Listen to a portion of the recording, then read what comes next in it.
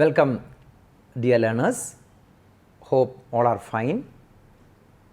In this video presentation, we are going to look at curriculum evaluation, which is the last phase of the series of video presentation on the topic curriculum development and planning, which we were discussing. So, in the previous videos, we saw that curriculum development and planning can be divided into 4 phases, namely curriculum preparation, which is the first phase, curriculum development, the second phase, curriculum implementation, the third phase, and the last phase, curriculum evaluation. You know what we mean by the term curriculum, the term evaluation. The term evaluation generally applies to the process of making a value judgment. In education, this term evaluation is used in reference to operations associated with curricula, programs, interventions, methods of teaching, and organizational factors. I know the first question that you would like to ask me is why we should go for evaluation, why we should have curriculum evaluation, what is the need and scope of curriculum evaluation. I would say a curriculum evaluation is necessary because of many reasons. The first one is to find out the worth or the impact of the curriculum that has been implemented. For example, if we have implemented a new curriculum, we should say, or we should find out, identify how effective the curriculum implementation was. So, curriculum evaluation provides information about the effectiveness, the efficiency, and the effects of the curriculum which has been implemented.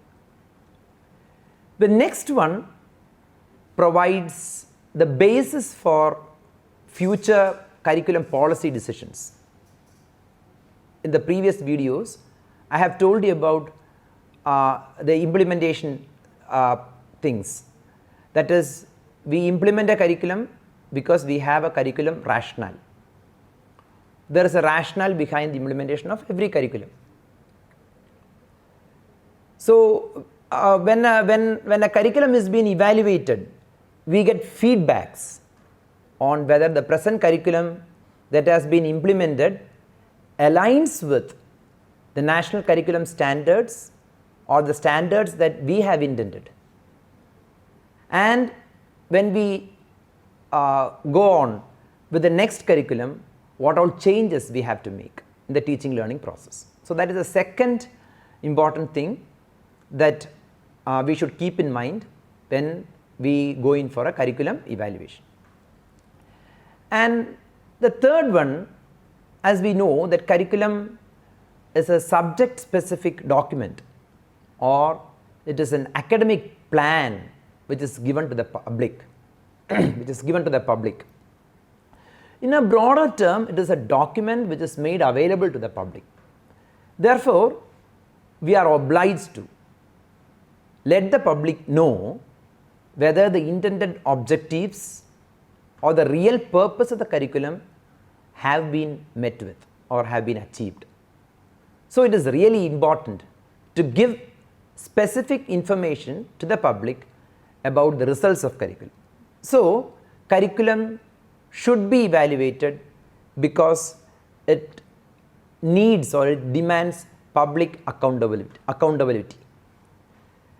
The next purpose of curriculum evaluation is to establish the relationship between the intended curriculum, the implemented curriculum, and the achieved curriculum.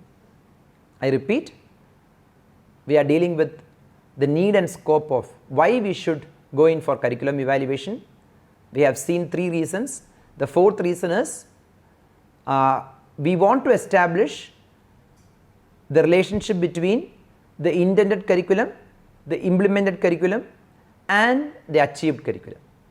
The intended curriculum refers to the planned objectives or goals or learning experiences or the purpose of the curriculum that the curriculum planner has in his mind or planners have in their mind. Okay, it really answers what the curriculum developers really want to implement. That is the intended curriculum. An implemented curriculum refers to the various learning experiences provided to the students when the curriculum was implemented. And then what is achieved curriculum? Achieved curriculum refers to the learning outcomes measured by the learning performances of the students. So it is the achieved curriculum is the real learning outcomes that the students have gone through or they have with them. So if the relationship is strong, that means if there is a strong correlation between intended curriculum, implemented curriculum and the achieved curriculum, we can say that the curriculum is perfect. So in order to know whether a curriculum is perfect, we should establish the relationship between the intended curriculum, the implemented curriculum and the achieved curriculum. And we all know that curriculum can broadly be classified into two. We have heard these terms many a times: formative evaluation and summative curriculum evaluation. So just as the assessment that we do, a formative assessment and summative assessment. So here also in curriculum evaluation also, in test papers we often have this formative assessments and summative assessments. So in curriculum evaluation can also be done with the help of formative curriculum evaluation methods and by using summative curriculum evaluation methods. I just want you to give it a thought. Just pause the video for a minute or a couple of seconds, then think what are the formative curriculum evaluation methods that we can have or the summative curriculum evaluation methods that we can have. Okay, let's come back. So the term formative evaluation was coined by Scriven in 1967 to classify evaluation that gathered information for the purpose of improving instruction. Formative evaluations can also be called as evaluations for learning.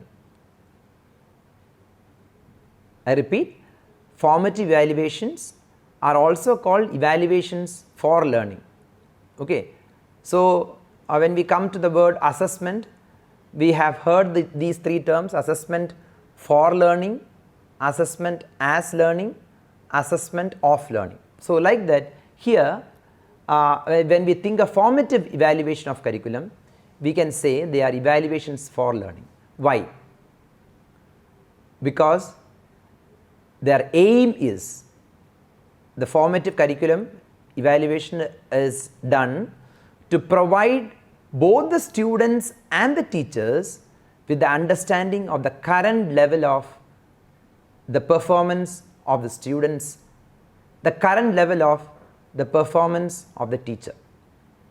In other words, it is a conceptual and physical exercise that is carried out before the beginning of a program, okay, before the beginning of a program or while the program is on.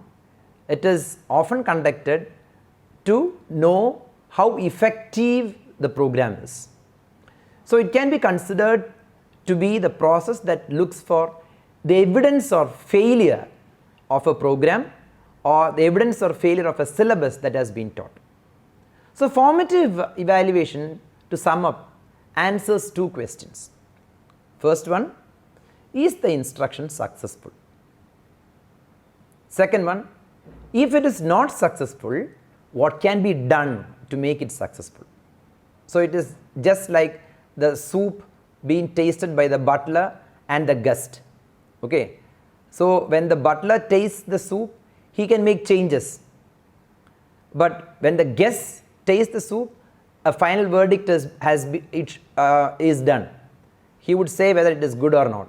So, formative evaluations are done so that we can improve the curriculum. So, it should be done. In most cases, when the curriculum is implemented, what happens is nobody cares about it. After 5 years or after 3 years, again another curriculum would come. No. Most of the curriculum development bodies, the apex bodies, they do effective curriculum evaluation. Even if it is a curriculum that is implemented in our own institution, we should go in for this curriculum evaluation. It's a must. Then only we will come to know how effective the curriculum is. Then only we can plan new things. Then when a new curriculum is to be implemented, we will come to know what are the different changes that we can make. So, formative evaluations are must, and we have to go in for formative evaluations. And next one is the summative evaluation of the curriculum. So, how can this be done? This is so what is summative evaluation? This is a method to judge the worth of a curriculum at the end of the course. Just I have said, the guest tasting the soup. Okay, at the end of the course, we should know how effective the curriculum is. Okay, so in order to know the outcome of the curriculum, or whether the curriculum was effective in being implemented, we go in for summative evaluation. Again, this is a term which was coined by Scriven. It was used by Scriven 1967. It assesses whether a new curriculum that has been implemented is successful or not. And it is a type of evaluation employed at the end of the course. So, we have seen what formative evaluation is and what summative evaluation is. And now, let us move on to another aspect of curriculum evaluation. They are called the 4 elements of curriculum evaluation. The 4 elements of curriculum evaluation are: first one, the context evaluation, the input evaluation, the process evaluation, and the last one, the product evaluation. Let us see briefly what these terms mean. First one, the context evaluation. We know that when we implement a curriculum, there should be a need for it. In the first video, you might remember the needs assessment that we have talked about. We said if there is no needs assessment done, then the curriculum is not going to be perfect. So, needs assessment is very important. So, when we do needs assessment, we will know what the society wants, what is the demand of the society.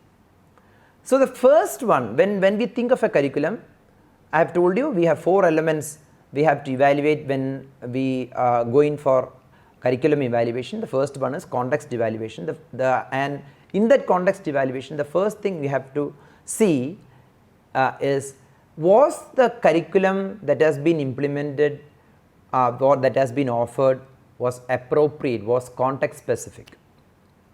Was it appropriate that the program was offered? Okay. Did the society really want this program, want this curriculum? Next one, was the program offered to the right set of students?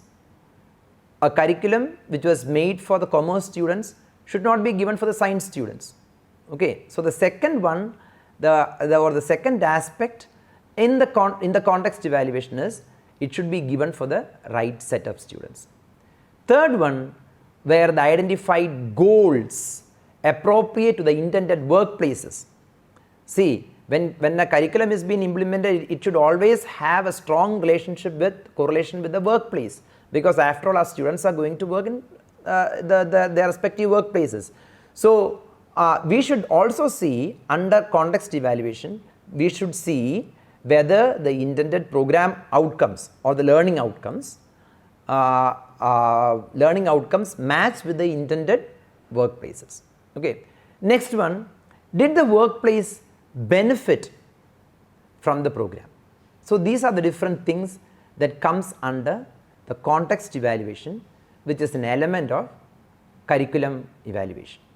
The next element of curriculum evaluation is the input evaluation. Okay, so what is it? What can be assessed under input evaluation? First one, whenever a curriculum is implemented, we'll always be bothered about the resources. Resources can be collected from many sources. Where the resource is available proper, or whether it has been utilized correctly or properly.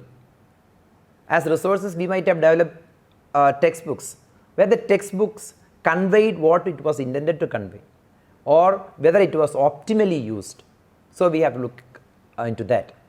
Second one is where the instructional strategies used suitable to the learners. Where the instruction strategies was proper, whether it brought out the intended effect, we have to think of it. Third one, if there were any gaps in the intended strategy, if it did not bring in the desired effect, should we think of, or is there a need for an alternate strategy?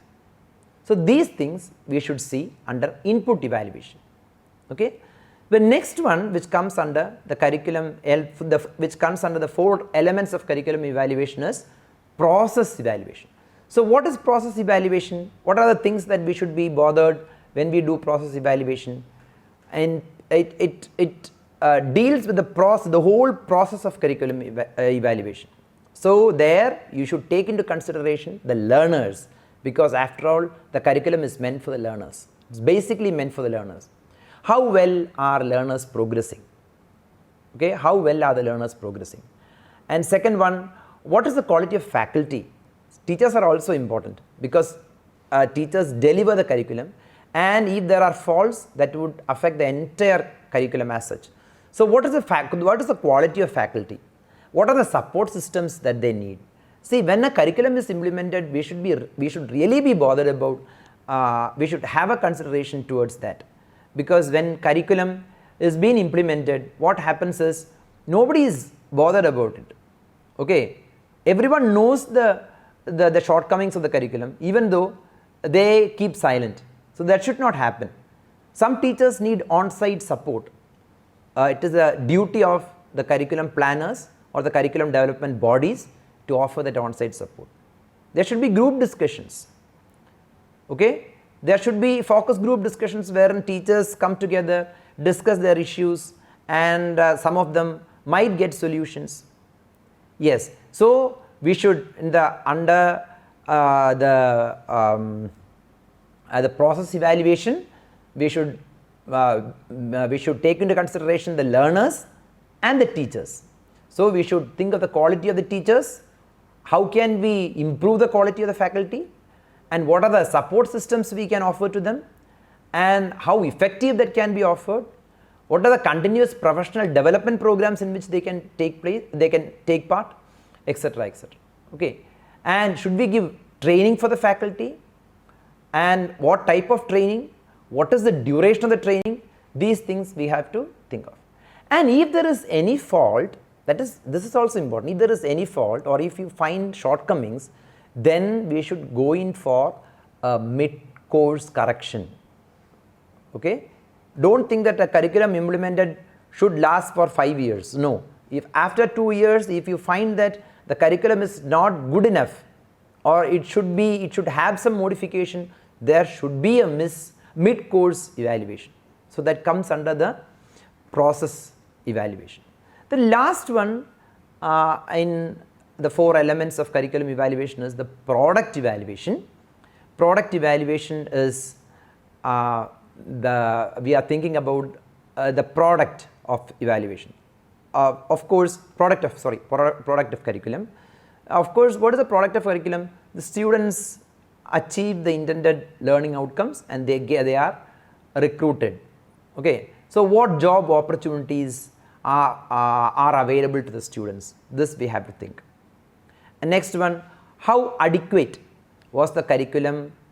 How adequate was the curriculum in preparing the students for getting jobs?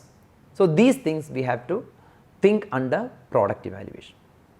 So we have seen the 4 elements of curriculum evaluation, that is the process the first one is the context evaluation, wherein we evaluate the context of the curriculum in which it is implemented. Next one is the input evaluation, wherein we just look at the input, the different input that we give in order that the curriculum be implemented. The next one is the process evaluation, wherein we evaluate the learners, the teachers, and any learning strategies that we have to give. And the last one is the product evaluation. And now we might have a doubt, what can be the different strategies to assess curriculum? Okay, we have been talking about curriculum evaluation. How can this be done? The first and simple thing is, let us conduct a paper pencil test strategy, an age-old technique, an age-old tool that we can use. Okay, what is it? What is this paper pencil test strategy? It is collecting the writing samples of the students to assess what the learners have understood about the curriculum, how well they have responded to the curriculum. Let's see. So if you give some, in order to know whether the learning outcomes are achieved, we can give a test to the students. So if you ask them to write, to undertake a test, that the sample papers will certainly give us responses on how well they have conceived the curriculum, how effective the curriculum is. That is the first one. The second strategy is the performance based activities that we can give. Often the performance based activities are given as a group activity. So a particular task is given to a group of students, and they are requested to do a specific task, which might be one of the learning outcome or objective of the curriculum. So if they acquire the proper skills, or if they have the proper knowledge, then of course the end product will be good. So in performance based activities, we look at the performance of the students, and we also look at how effective the program is just by evaluating the performance of the students. And next one is, the next strategy is the exhibition or demonstration strategy. So what is this exhibition and demonstration strategy? Here the performance not of a group but of an individual is taken into consideration. That is assessed. Okay? The student is asked to perform or demonstrate or exhibit a particular skill or knowledge which belongs to a particular skill which belongs to the learning outcome, and he is asked to exhibit or demonstrate that skill.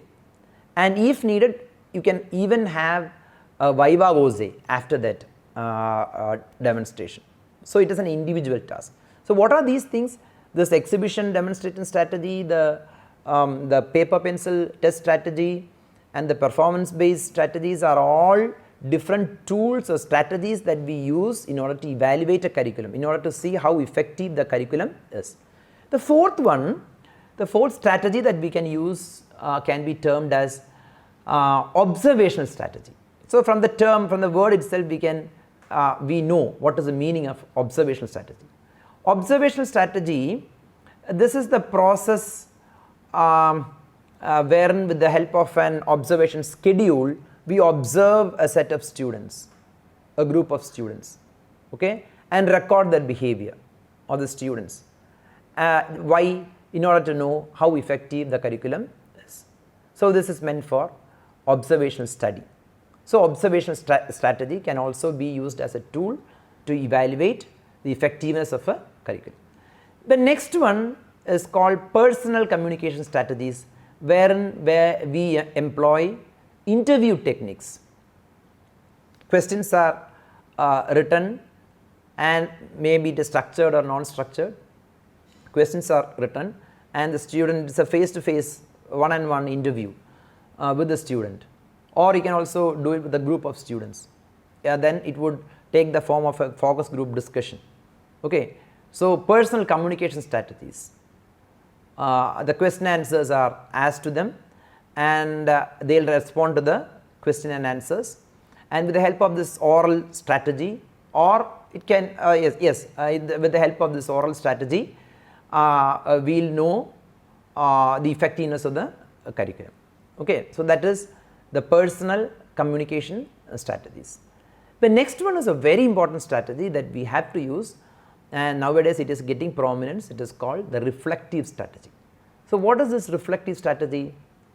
Here the self-assessment of the student is taken into consideration.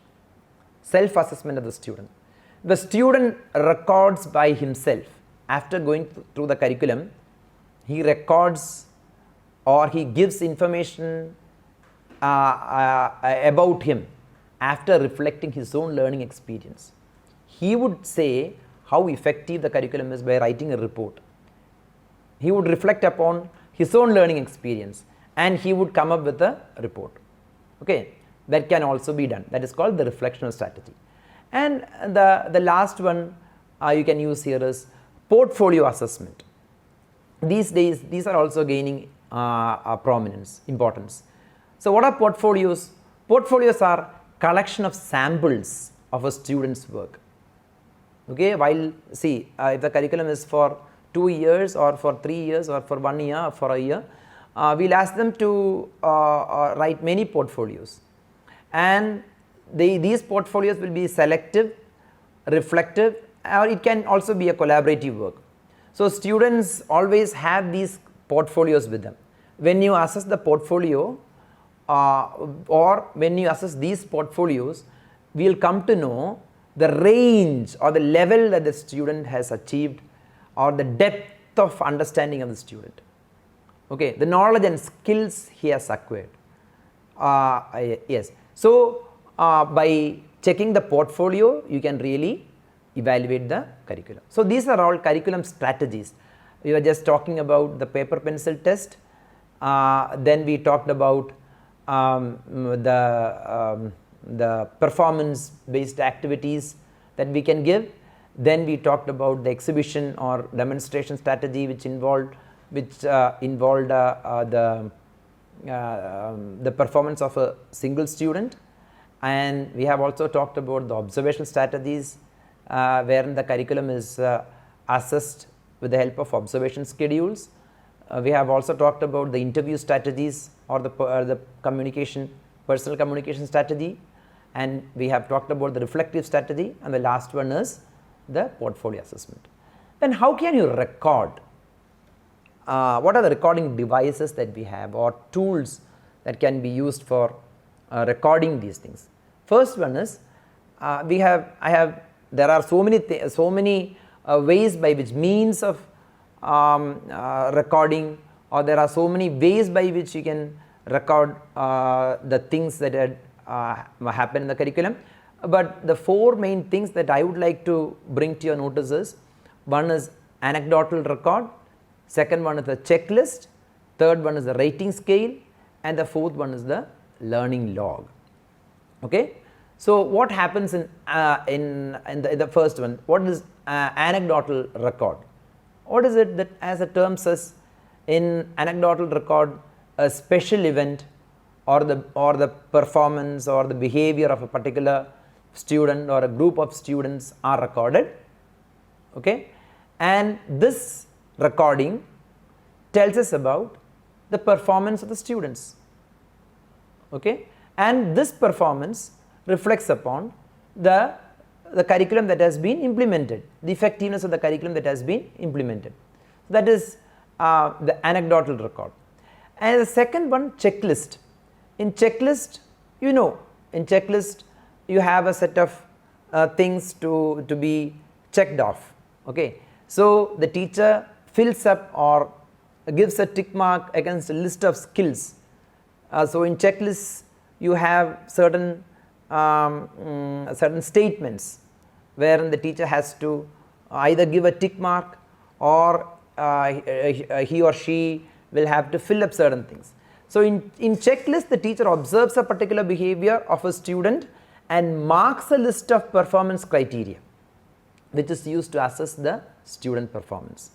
The next one is rating scale. Rating scale is a simple tool for assessing the performance of a particular student. So what the teacher does here? The teacher records the performance of a student from low to high. He might give some marks. 0 might be the lower mark, 10 might be the highest mark. Okay, so he gives a a mark to the assessment of the student. He assesses the student with the help of with marks. Okay, the teacher assesses the extent to which the specific skills, the attitudes or the behavior observed in a student's performance, how good it is, how effective it is. And these rating scales are also used to judge the effectiveness of the curriculum. And the last one is the learning log. So, learning log is an ongoing record of the student's work. It tells us about how effective the student performs in class. It tells us about what are the different assignments that he has taken. It tells us about the continuous development that has occurred in him. It gives us valuable evidence on what the student is thinking about the curriculum on, and what are the different what are the changes that has happened in him. Okay. So, this is all about the recording tools that we can use. So, before summing up, let us have a quick look at the different things that we have discussed here in this curriculum evaluation. We have seen the term evaluation, and then we looked at the need and scope of curriculum evaluation. Why should this be done? Okay, we have seen the 5 things why curriculum evaluation should be done, and we have also seen the formative and summative evaluation of curriculum, how that can be done, what it is, how that can be done. We have also seen the 4 elements of curriculum evaluation, and we have got 4 elements of curriculum evaluation, namely the context evaluation, the input evaluation, the process evaluation, and the product evaluation. Okay, and we have seen the strategies to assess curriculum. The first one is the paper pencil test. The second one is the performance based activity. The third one is the exhibition or the demonstration strategy. The fourth one is the observational strategy. The fifth one is the personal communication strategies or oral strategies that we can use, the interview techniques that we can use. The next one is the reflective strategy, and the last one is the portfolio assessment. And we have also seen the recording devices and tools that we can use. We can use an anecdotal record. We can use checklist for evaluating or assessing the effectiveness of the learning of the students. We can also have rating scales. We can also have learning logs. Okay, learning logs kept by the teacher or by the instructor in order to see the effectiveness of the curriculum. Thank you very much for your kind listening. Thank you.